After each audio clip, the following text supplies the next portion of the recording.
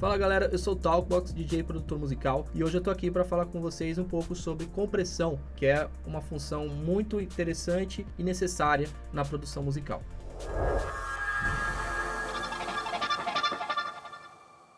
Bom galera, vindo agora aqui para a tela do nosso Ableton Live, separei um sample de baixo, tá? E esse sample, a gente vai estar trabalhando um pouquinho a compressão para vocês entenderem a diferença, né, dos parâmetros que a gente vai estar utilizando, certo? E também vale lembrar que alguns nomes que a gente vai estar falando aqui do nosso compressor também valem para alguns outros compressores que não são nativos, que são baixados de outros sites ou até de outras desenvolvedoras, como T-Rex, Waves, entre muitos outros que a gente pode abordar mais para frente, beleza? Então aqui vamos pegar o nosso compressor nativo, certo?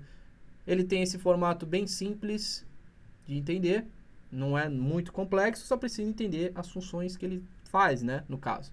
Que muita gente usa compressor sem necessidade, acha que, eu vou limitar uns picos, vou fazer isso, vou fazer aquilo. Às vezes, só um volume, uma redução de volume, resolve o seu problema, não precisa ser compressão. Começando aqui com o nosso make-up, que vai fazer a função de levantar sujeiras da música, né, no caso, frequências que estão mais escondidas, e achatar os picos dela. Ou seja, ele vai fazer isso aqui na música, ele vai tirar os picos e trazer algumas coisas lá de baixo para cima.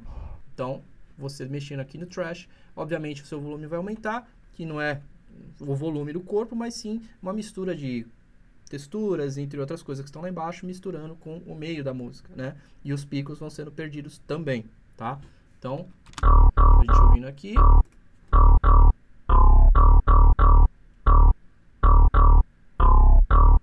tem pelo menos 3 decibéis, você vê que o som está mais achatado, porém um pouco mais alto.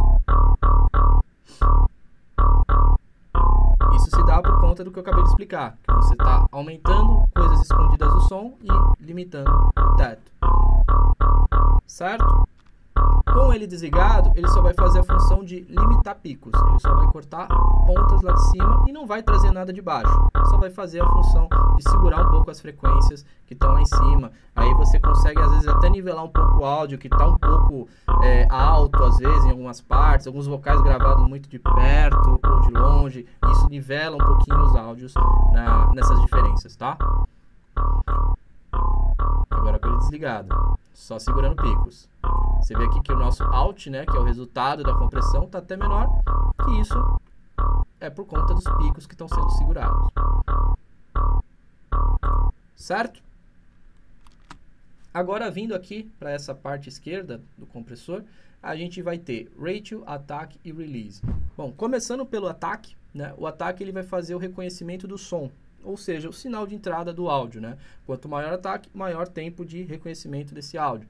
Então, se eu, por exemplo, colocar o ataque e vai em 1 segundo, ele vai demorar 1 segundo para reconhecer os picos de áudio e vai fazer uma curva mais gradativa, né? Se eu fizer uma curva de 0.01 milissegundos, praticamente instantâneo, vai ser um reconhecimento praticamente na hora do áudio, né? Sem nenhum atraso em milissegundos, ok? Release é o final desse reconhecimento do som. Ele vai atrasar, casualmente o release, ele vai atrasar o reconhecimento do áudio, dando uma lerdeza na hora de soltar a compressão, né? Porque a compressão ela fica oscilando dependendo do ajuste de ataque e release. Então, se você aumenta o release, ele vai ser mais longo na hora de retornar para a fase 0 dele, para voltar para a fase que não tem atuação. Então, o release vai ter essa função e o ataque vai ter a função de reconhecer isso daí e o release para voltar para o 0. O ratio é a intensidade disso, tá? O ratio ele vai fazer o aumento, né? Ele vai fracionar o seu som. Por exemplo, eu tenho uma música que eu estou ajustado com o threshold aqui em -13, mas eu quero dar uma intensidade melhor, uma sensibilidade melhor no reconhecimento dessa compressão. Então, eu consigo aqui aumentar um pouco o ratio e fracionar esse reconhecimento. Por exemplo, eu quero 1/4 do som reconhecido, então eu deixo 4/1, certo? E daí fica 1/4 de sensibilidade reconhecida para você atuar com o compressor no volume ali que está especificado, certo? Então, vendo aqui na prática, vamos começar então pelo nosso ataque, ok? O ataque eu vou deixar no padrão, que ele sempre trabalha em 2 milissegundos em padrão. E vamos ver como é que funciona o reconhecimento dele, ó. Vou aumentar o ataque. vem que demora bastante para ele atuar. Se eu deixar em 698 milissegundos, se eu deixar em 1 segundo, ele demora 1 segundo para reconhecer. Agora, se eu deixar instantâneo, ele gera até uma distorçãozinha por conta da atuação do trash aqui. Mas ele está reconhecendo de basicamente instantâneo o som e já desce na hora a atuação da compressão. Então, se eu deixar agora na metade aqui, em 3 milissegundos, ele reconhece de forma mais suave, ok? Já o release é o contrário do ataque. Ele vai fazer o reconhecimento final do áudio, onde a gente pode encurtar ou alongar esse reconhecimento. Então, vamos ver aqui de novo. Ataque no padrão, ratio no padrão.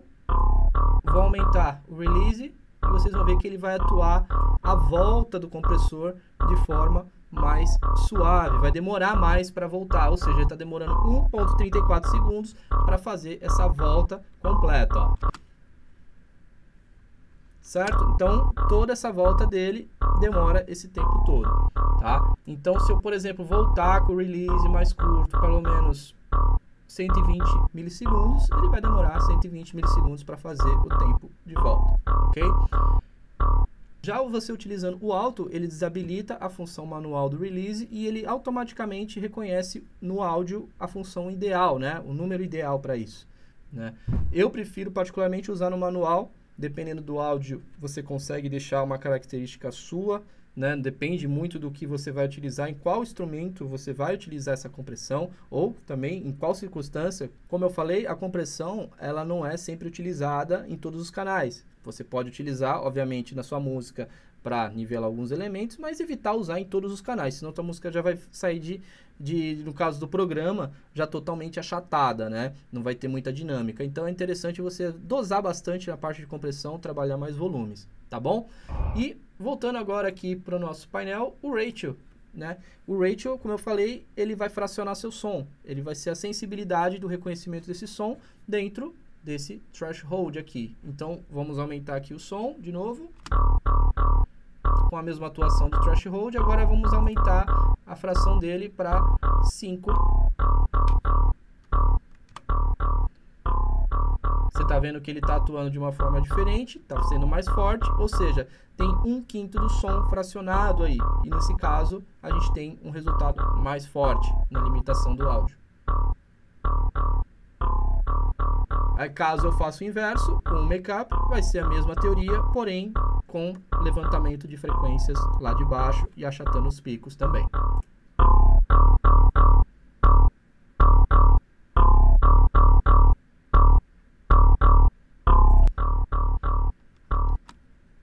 Dry Wet é, obviamente, o reconhecimento total do plugin, né?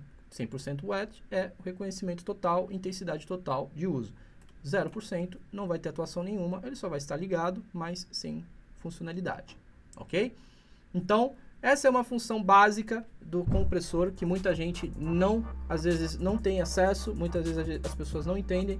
Nas próximas dicas eu posso também estar explicando outras funções, como aqui de picos, sidechain, entre muitas outras, tá bom?